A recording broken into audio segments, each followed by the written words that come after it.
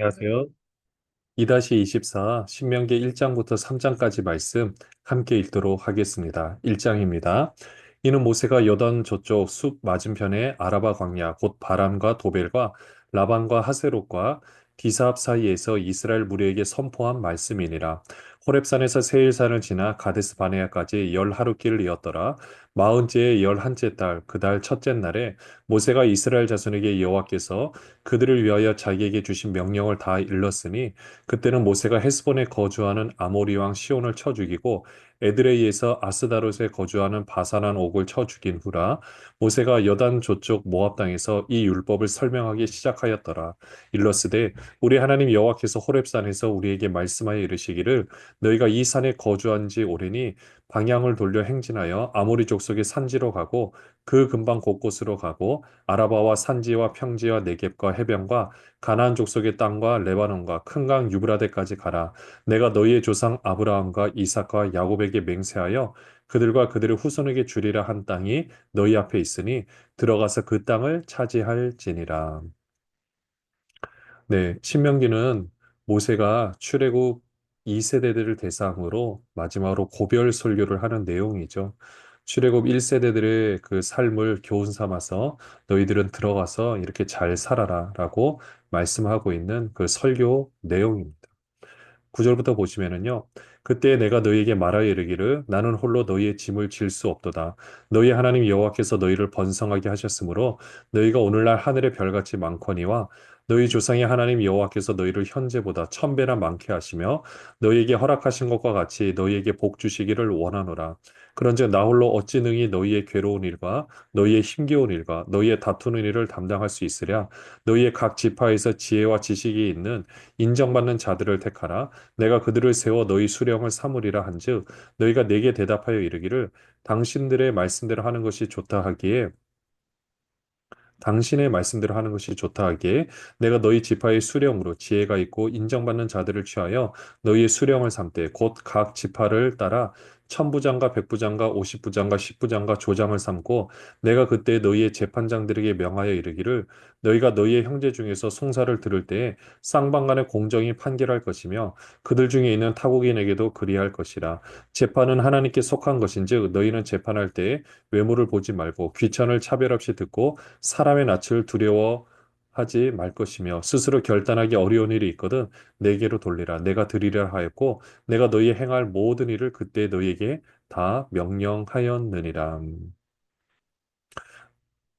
당시 이제 천부장, 백부장, 십부장 모세가 할 일들을 나눠서 재판을 하고 그 리더십을 같이 이양해서 함께 나눌 사람들을 뽑는 그 과정에 대해서 설명을 하고 있습니다.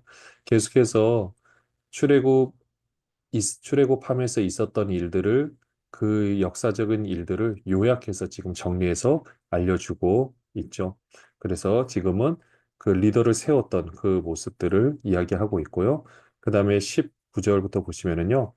우리 하나님 여호와께서 우리에게 명령하신 대로 우리가 호렙산을 떠나 너희가 보았던 그 크고 두려운 광야를 지나 아모리 족속의 산지길로 가데스 바네아에 이른 때에 내가 너희에게 이르기를 우리 하나님 여호와께서 우리에게 주신 아모리 족속의 산지에 너희가 이르렀나니 너희 하나님 여호와께서 이 땅을 너희 앞에 두셨은즉 너희 조상의 하나님 여호와께서 너희에게 이르신 대로 올라가서 차지하라 두려워하지 말라 주저하지 말라 한즉 너희가 다 내 앞으로 나와 말하기를 우리가 사람을 우리보다 먼저 보내어 우리를 위하여 그 땅을 정탐하고 어느 길로 올라가야 할 것과 어느 성읍으로 들어가야 할 것을 우리에게 알리게 하자 하기에 내가 그 말을 좋게 여겨 너희 중 각 지파에서 한 사람씩 열두를 택하며 그들이 돌이켜 산지에 올라 에스골 골짜기에 이르러 그곳을 정탐하고 그 땅의 열매를 손에 가지고 우리에게로 돌아와서 우리에게 말하여 이르되 우리의 하나님 여호와께서 우리에게 주시는 땅이 좋더라 하였느니라.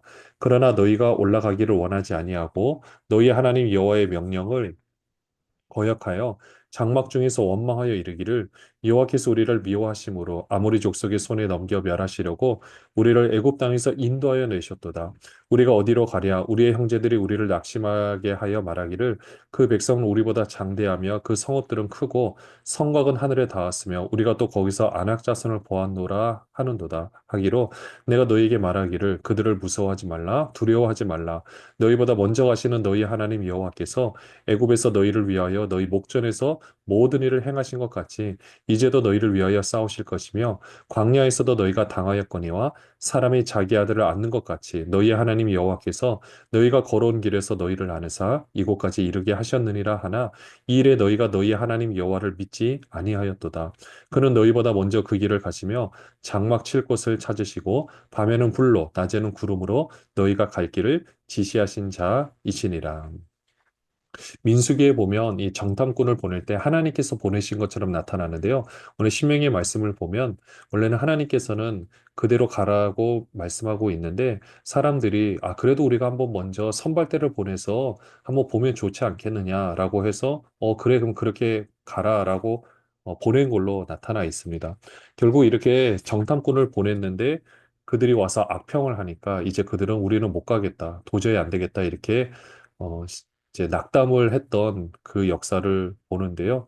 결국 모세가 봤을 때 이스라엘 백성들을 인도하는 이 모습을 어떻게 표현하고 있는가 하면요. 31절에 보시면 사람이 자기 아들을 낳는 것 같이 너희 하나님 여호와께서 너희를 안으사 이곳까지 이르게 하셨다라고 표현하고 있죠. 어린아이를 낳는 그 아버지의 그 모습을 생각해 보시면 될 것 같습니다. 하나님께서 이스라엘 백성들이 어디서 장막을 쳐야 될지, 밤에는 불기둥, 낮에는 구름기둥으로 인도하셨던 것을 말씀해 주고 계십니다. 34절부터 보시면은요. 여호와께서 너희의 말소리를 들으시고 노하사 맹세하여 이르시되 이 악한 세대 사람들 중에는 내가 그들의 조상에게 주기로 맹세한 좋은 땅을 볼 자가 하나도 없으니라.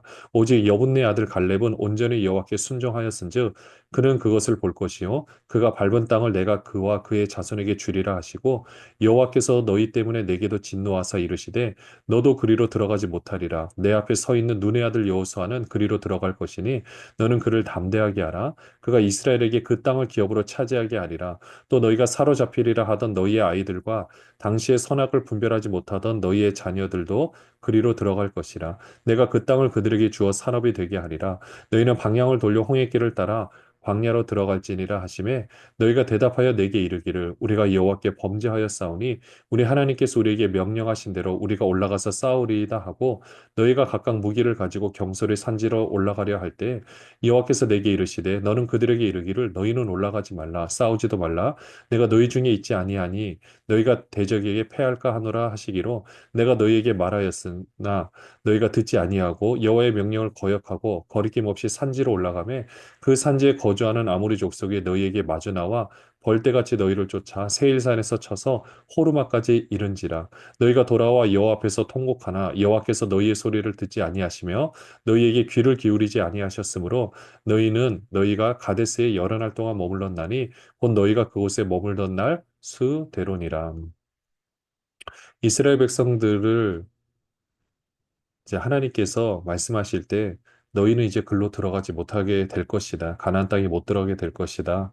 오히려 너희가 잡힐 것이라고 생각했던 그 너희들의 자녀들은 들어갈 것이다. 그리고 여분의 아들 갈렙과 눈의 아들 여호수아는 들어갈 수 있게 될 것이다. 이렇게 말하니까요. 뒤늦게 이들이 이제 하나님께 회개하면서 우리가 다시 올라가서 싸우겠습니다라고 해서 올라갔지만 결국 패했던 거죠. 그러니까 이들이 항상 싸움에서 승리할 수 있었던 것은 그들의 힘이 대단해서가 아니죠. 하나님께서 함께 해 주셔야만 이 모든 일들이 가능한 건데, 그 하나님께서 함께 해 주시지 않으면은 그들의 힘으로는 그들을 능히 이길 수가 없죠. 결국 그래서 그들은 38년간 광야에서 이제 떠들어야 되는 그런 삶을 살게 되었습니다. 2장부터 보시면은요, 우리가 방향을 돌려 여호와께서 내게 명령하신 대로 홍해길로 광야에 들어가서 여러 날 동안 세일산을 두루 다녔더니 여호와께서 내게 말씀하여 이르시되 너희가 이 산을 두루 다닌 지 오래니 돌이켜 북으로 나아가라. 너는 또 백성에게 명령하여 이르기를 너희는 세일에 거주하는 너희 동족 에서의 자손이 사는 지역으로 지날진대 그들이 너희를 두려워하리니 너희는 스스로 깊이 삼가고 그들과 다투지 말라. 그들의 땅은 한 발자국도 너희에게 주지 아니하리니 이는 내가 세일산을 에서에게 기업으로 주었음이라. 너희는 돈으로 그들에게서 양식을 사서 먹고 돈으로 그들에게서 물을 사서 마시라. 내 하나님 여호와께서 내가 하는 일에 하는 모든 일에 내게 복을 주시고 내가 이 큰 광야에 두루 다님을 알고 내 하나님 여호와께서 이 40년 동안을 너와 함께 하셨으므로 내게 부족함이 없었느니라 하시기로 우리가 세일산에 거주하는 우리 동족 에서의 자손을 떠나서 아라바를 지나며 엘락과 에시온 개별 곁으로 지나 행진하고 돌이켜 모압 광야 길로 지날 때에 여호와께서 내게 이르시되 모압을 괴롭히지 말라 그와 싸우지도 말라 그 땅을 내가 내게 기업으로 주지 아니하리니 이는 내가 어, 롯 자손에게 아르를 기업으로 주었음이라. 이전에는 에밈 사람이 거기 거주하였는데 아낙 족속같이 강하고 많고 키가 크므로 그들을 아낙 족속과 같이 르바임이라 불렀으나 모압 사람은 그들을 에밈이라 불렀으며 호리 사람도 세일에 거주하였는데 에서의 자손이 그들을 멸하고 그 땅에 거주하였으니 이스라엘이 여호와께서 주신 기업의 땅에서 행한 것과 같았느니라. 이제 너희는 일어나서 세레시내를 건너가라 하시기로 우리가 세레시내를 건넜으니 가데스 바네아에서 떠나 세레시네를 건너기까지 38년 동안이라. 이때는 그 시대의 모든 군인들이 여호와께서 그들에게 맹세하신 대로 진영 중에서 다 멸망하였나니 여호와께서 손으로 그들을 치사 진영 중에서 멸하신 고로 마침내는 다 멸망되었느니라. 모든 군인이 사망하여 백성 중에서 멸망한 후에 여호와께서 내게 말씀하여 이르시되 내가 오늘 모압 변경 아르를 지나리니 암몬 족속에게 가까이 이르거든 그들을 괴롭히지 말고 그들과 다투지도 말라. 암몬 족속의 땅은 내가 내게 기업으로 주지 아니하리니 이는 내가 그것을 룻 자손에게 기업으로 주었음이라. 이것도 르바임의 땅이라 하였나니 전에 르바임이 거기 거주하였으며 암몬 족속은 그들을 삼순민이라 일컬었으며 그 백성은 아낙 족속과 같이 강하고 많고 키가 컸으나 여호와께서 암몬 족속 앞에서 그들을 멸하셨으므로 암몬 족속이 대신하여 그 땅에 거주하였으니 마치 세일에 거주한 에서 자손 앞에 호리 사람을 멸하신 것 같으니 그들이 호리 사람을 쫓아내고 대신하여 오늘까지 거기에 거주하였으며 또 갑돌에서 나온 갑돌 사람이 가사까지 각촌에 거주하는 아이 사람을 멸하고 그들을 대신하여 거기에 거주하였느니라. 너희는 일어나 행진하여 아르논 골짜기를 건너라. 내가 헤스본왕 아모리 사람 시온과 그의 땅을 내 손에 넘겼은즉 이제 더불어 싸워서 그 땅을 차지하라. 오늘부터 내가 천하 만민이 너를 무서워하며 너를 두려워하게 하리니 그들이 내 명성을 듣고 떨며 너로 말미암아 근심하리라 하셨느니라. 이스라엘 백성들이 지나가는 땅 가운데서 에서의 자손이 차지하고 있는 세일산 이쪽은 기업으로 주지 않고요. 또 모압 자손이 또 암몬 자손이 차지하고 있는 그 땅은 하나님께서 기업으로 주시지 않겠다라고 말씀하셨습니다. 이미 그 전에 그 에서 그리고 음, 네, 조카 롯에게 그 두 딸이죠. 두 딸을 통해서 모압과 암몬의 조상들이 나오게 되었는데 그렇게 해서 이미 그 땅을 주었기 때문에 거기는 이스라엘 백성들이 그 땅을 차지할 수 없다라고 말씀하고 있고요. 중요한 것은 그 이스라엘 백성들이 38년 동안에 결국 떠돌이 생활을 하다가 다 멸망은 당했지만 그 가운데서 필요한 모든 것들을 하나님께서 공급해 주셨다라는 거죠. 그리고 25절에 보시면 이제부터 오늘부터 내가 천하 만민이 너를 무서워하며 너를 두려워하게 하리니 그들이 내 명성을 듣고 떨며 너로 말미암아 근심하리라 하셨느니라. 이 말씀을 잘 연결해서 보면은요. 물론 38년 동안 뺑뺑이를 돌았던 그 삶이 참 안타깝기는 하지만은 결국 그 삶으로 말미암아 이제 이스라엘 백성들은 하나님 말씀대로 순종하는 체질로 바뀌어지게 된 겁니다. 애굽에서 생활했던 그 노예 생활의 그 모습 가운데서 이제는 이 시간들을 통해서 정말 하나님의 그 문화를 이제 마음껏 전할 수 있는 그런 한 나라로 온전히 서게 된 거죠. 사람으로 표현한다면 철이 들었다고 표현해도 될 것 같고요.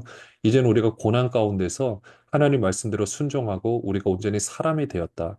이제 이스라엘 백성들이 이렇게 나라가 되었다. 그렇기 때문에 그 나라는요, 그 문화적 힘과 능력으로 봐도 그 주변의 나라들이 봐도 그 민족을 봤을 때 두려워할 수밖에 없거든요. 하나님이 함께 하시는 것을 그들도 보았기 때문에 이제 그런 민족으로 성장했다라고 보시면 됩니다. 26절부터 보시면은요.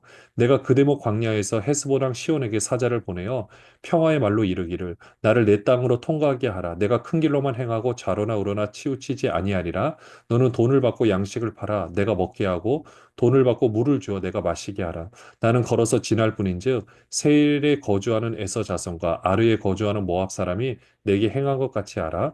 그리하면 내가 요단을 건너서 우리 하나님 여호와께서 우리에게 주시는 땅에 이르리라 하였으나 헤스보랑 시온이 우리가 통과하기를 허락하지 아니하였으니 이는 내 하나님 여호와께서 그를 내 손에 넘기시려고 그의 성품을 완강하게 하셨고 그의 마음을 완고하게 하셨음이 오늘날과 같으니라.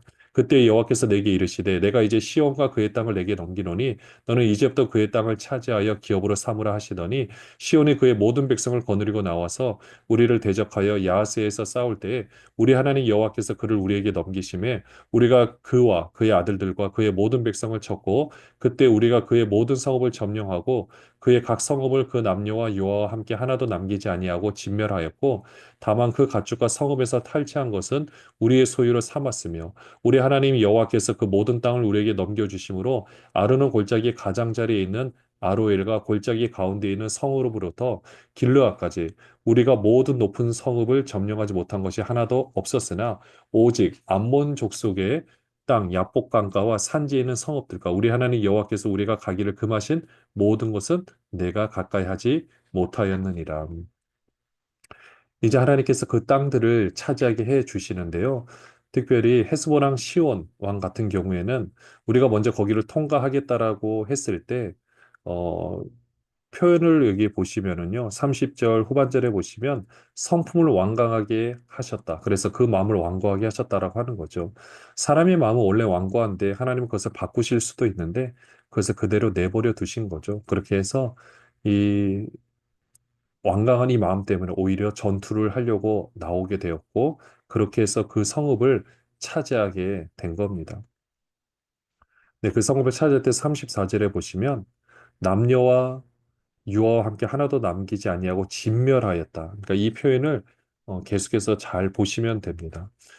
진멸하였다라는 것은 그 당시 원래 이렇게 전쟁을 하는 목적은 단 하나, 네, 필요한 물품을 취하고 남자들은 다 죽이고 여자와 아이들은 노예로 또는 종으로 삼아서 그렇게 참 비참한 삶을 이렇게 살게 되는 거죠. 그러니까 말 그대로 다 뺏는 거, 물자가 부족하니까 어떻게든 뺏어서 살려는 것이 목적이었습니다. 근데 그런 정복 전쟁이 아니라 호흡이 있는 자는 하나도 남김없이 죽였다. 하나님 다 진멸하였다라는 이 표현은 모든 사람을 다 죽였다라는 그 의미 가운데 사실은 그 안에 이것은 정복 전쟁이 아니다라는 것을 표현하고 있고요. 그냥 우리가 상식적으로 좀 생각해 볼 부분은 이게 하나도 남김없이 다 진멸하는 이런 전쟁이면은 말 그대로 적군의 피해가 전멸이다. 그러면 아군의 피해도 상당해야 되는 겁니다. 근데 이제 우리가 이 말씀들을 계속해서 보시면 우리 쪽 피해는요. 그러니까 이스라엘 쪽 피해는 네, 거의 없습니다. 네, 그렇게 얘기를 한다라는 것은 이것이 단순한 정복 전쟁이 아니고 거룩한 전쟁으로서 그 물건들을 취하는 게 목적도 아니고 그 가운데서 거룩한 문화를 통해서 그 문화를 그 땅 가운데 심기는 그 역할, 제사장 나라로서 복을 전하는 그 역할을 감당하고 있다. 이렇게 우리가 이해하시면 될 것 같습니다. 또 계속해서 말씀 그 표현들을 기억하시면서 보면 될 것 같고요. 3장부터 보시면은요. 우리가 돌이켜 바산으로 올라가매 바산왕 옥이 그의 모든 백성을 거느리고 나와서 우리를 대적하여 에드레이에서 싸우고자 하는지라 여호와께서 내게 이르시되 그를 두려워하지 말라 내가 그와 그의 모든 백성과 그의 땅을 내 손에 넘겼으니 내가 헤스본에 거주하던 아모리 족속의 왕 시온에게 행한 것과 같이 그에게도 행할 것이니라 하시고 우리 하나님 여호와께서 바산한 옥과 그의 모든 백성을 우리 손에 넘기심에 우리가 그들을 쳐서 한 사람도 남기지 아니하였느니라 그때 우리가 그들에게서 빼앗지 아니한 성읍이 하나도 없이 다 빼앗았는데 그 성읍이 60이니 곧 아르논 온 아르곱 온 지방이요 바산에 있는 옥의 나라이니라 그 모든 성읍이 높은 성벽으로 둘려 있고 문과 빗장이 있어 견고하며 그 외에 성벽 없는 고울이 심히 많았느니라 우리가 헤스본왕 시온에게 행한 것과 같이 그 성읍들을 멸망시키되 각 성읍의 남녀와 유아를 멸망시켰으나 다만 모든 가축과 그 성읍들에서 탈취한 것은 우리의 소유로 삼았으며 그때 우리가 요단강 이쪽 땅을 아르논 골짜기에서부터 헤르몬산까지 아모리 족속의 두 왕에게서 빼앗았으니 헤르몬산을 시돈 사람은 시련이라 부르고 아모리 족속은 스닐이라 불렀느니라. 우리가 빼앗은 것은 평원의 모든 성읍과 길르앗 온 땅과 바산의 온 땅 곧 옥의 나라 바산의 성읍 살르가와 에드레이까지이니라. 르바임 족속의 남은 자는 바산한 옥뿐이었으며 그의 침상은 철 침상이라. 아직도 암몬 족속의 라빠이 있지 아니하냐? 그것을 사람의 보통 규빗으로 재면 그 길이가 9규빗이요 너비가 4규빗이니라. 네, 이제는 이스라엘 왕이 바산한 옥을 치는데요. 똑같이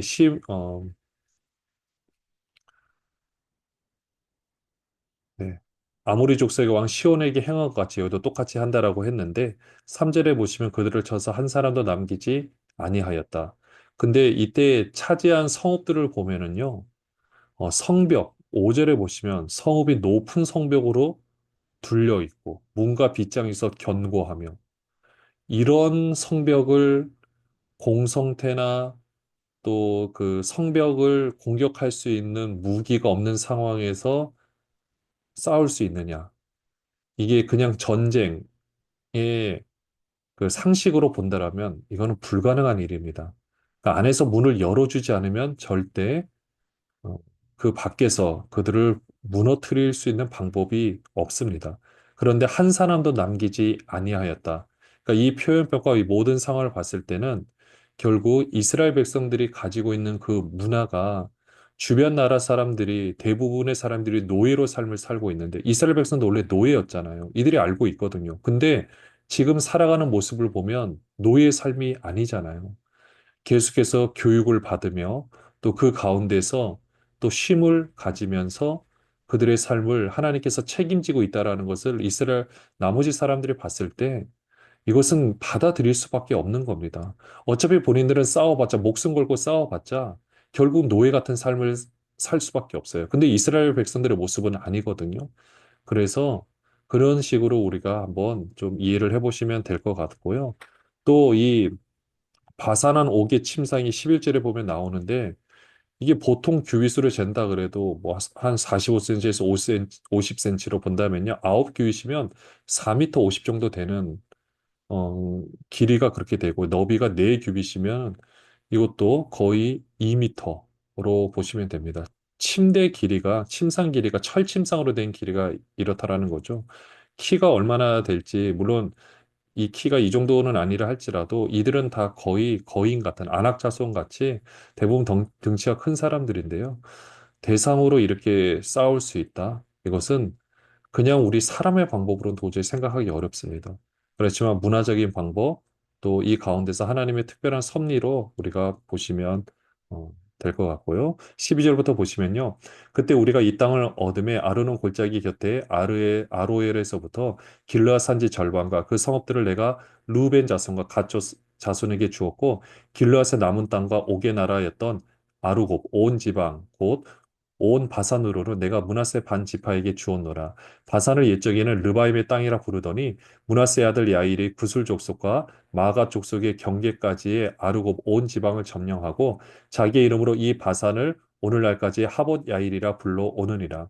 내가 마길에게 길르앗을 주었고 루벤 자손과 갓 자손에게는 길르앗에서부터 아르노 골짜기까지 주었으되 그 골짜기의 중앙으로 지역을 정하였으니 곧 암몬 자손의 지역 야복강까지며 또는 아라바와 요단과 그 지역이요 긴네렛에서 아라바 바다 곧 여메와 비스가 산 기슭에 이르기까지의 동쪽 지역이니라.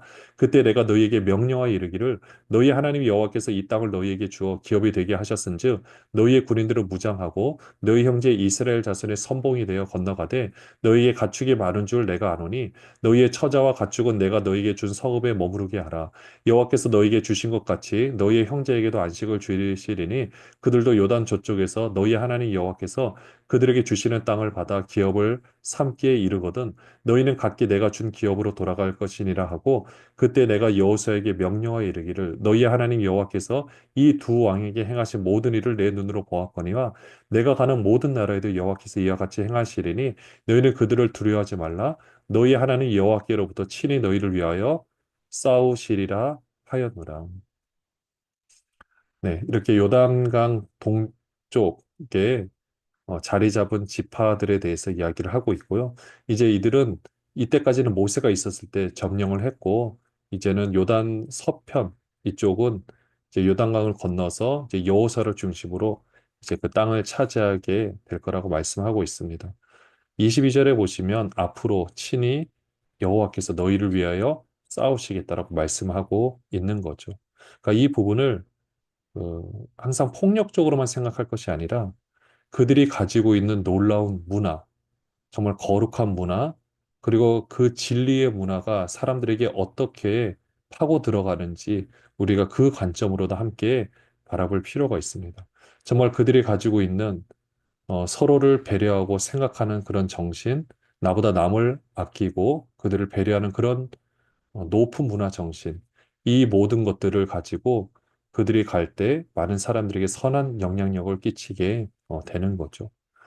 23절부터 보시면은요. 그때 내가 여호와께 간구하기를 주 여호와여 주께서 주의 크심과 주의 권능을 주의 종에게 나타내시기를 시작하셨사오니 천지간에 어떤 시인이 능히 주께서 행하신 일 곧 주의 큰 능력으로 행하신 일같이 행할 수 있으리이까 구하옵나니 나를 건너가게 하사 요단 저쪽에 있는 아름다운 땅 아름다운 산과 레바논을 보게 하옵소서 하되 여호와께서 너희 때문에 내게 진노하사 내 말을 듣지 아니하시고 내게 이르시기를 그만해도 족하니 이 일로 다시 내게 말하지 말라 너는 비스가산 꼭대기에 올라가서 눈을 들어 동서남북을 바라고 내 눈으로 그 땅을 바라보라. 너는 이 요단을 건너지 못할 것임이니라. 너는 여호수아에게 명령하고 그를 담대하게 하며 그를 강하게 하라. 그는 이 백성을 거느리고 건너가서 내가 볼 땅을 그들이 기업으로 얻게 하리라 하셨느니라. 그때 우리가 벳볼 맞은편 골짜기에 거주하였느니라. 이렇게 모세가 그 땅에 들어가고 싶어서 하나님께 기도를 하는데 하나님께서는 그만해도 족하니 이제 구하지 말라라고 말씀하고 있죠. 어떻게 보면 모세가 계속해서 구했으면 하나님이 들어주셨겠죠. 네. 그렇지만 모세도 또 생각하는 바가 있었을 겁니다. 그 부분이 이제 신명기 마지막 장에 보면 나오기 때문에 그때가 한번 같이 나누도록 하고요. 오늘 이 말씀을 통해서 출애굽 2세대를 대상으로 모세의 그 정말 그 간절한 마음이 녹아져 있는 그리고 그 역사를 좀 정리하는 시간들이었는데요. 이 말씀을 통해서 다시 한번 우리도 하나님 앞에서 우리가 어떤 삶을 살아야 될지 또 매 순간 어떤 거룩한 문화를 가지고 우리 삶을 살아낼지를 또 생각하고 고민하는 모든 분들 되시기를 바랍니다. 기도하겠습니다. 하나님 아버지, 거룩한 문화, 진리의 문화를 장착하여서 우리가 살고 있는 삶 가운데서 아름답게 살아드리기를 원합니다. 하나님의 놀라운 뜻을 이루게 하여 주시고 성령 하나님께서 우리를 붙들어 주시옵소서. 예수 그리스도의 이름으로 기도합니다. 아멘. 안녕히 계세요.